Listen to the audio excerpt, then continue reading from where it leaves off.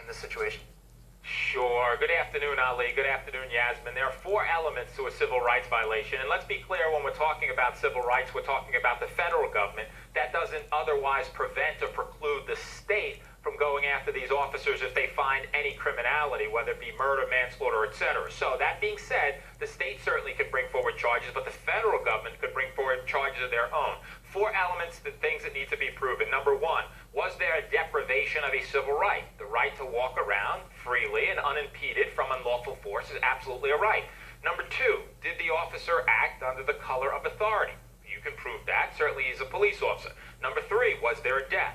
Number 4 is the tougher one, and that's where many of these, Ali, get hung up, and that is, was the deprivation of that right willful, malicious, evil? And that's why many times you see the federal government, as they've been investigating similar cases, they get hung up on that element. They have to show that there was a purposeful, evil, malicious deprivation of the civil right.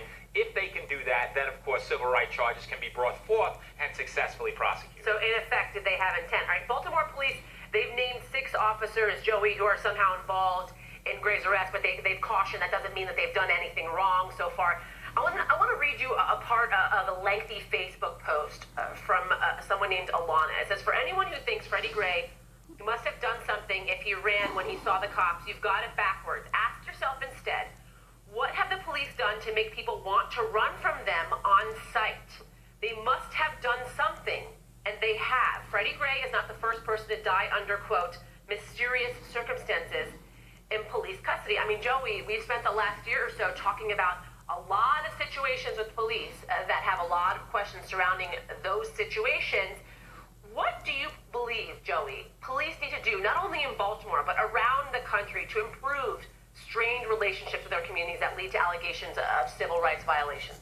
It's a wonderful question, Yasmin, and by that very tweet alone, you see that there is a disconnect between the police and the community. And I think it's about mutual respect. It's about building and forging relationships with the police and the community, using the clergy, using the schools, using whatever mechanisms you have to show that the police are there to protect and to serve, to respect communities, and to have communities respect them. But when you have instances like this, where someone mysteriously ends up dead after having a fractured vertebrae, it fractures those relationships. And so the best we can hope for now is that any investigation be fully completed, be transparent, as you've heard the word used a lot, and I think needs to be independent. There are 3 investigations, Jasmine, going on, one by the local prosecuting office, one by the federal government, and one, of course, by the Baltimore Police Department. But I think overall, to your larger question, around the country, if investigations are done and they're done independently and they can have the trust and respect of the community, I think we go a long way. The final point, and that's this, and that is that you need to, in bridging that gap, have police and the community work together, know the communities they're serving, and have the people in the community know them, so that there's that mutual trust, respect, and they can coexist peacefully and help police, quite frankly, solve crime. You know, I think we can all agree, though, those are 2 very difficult things to build in any circumstance: trust and respect. Joey Jackson, thanks for joining us.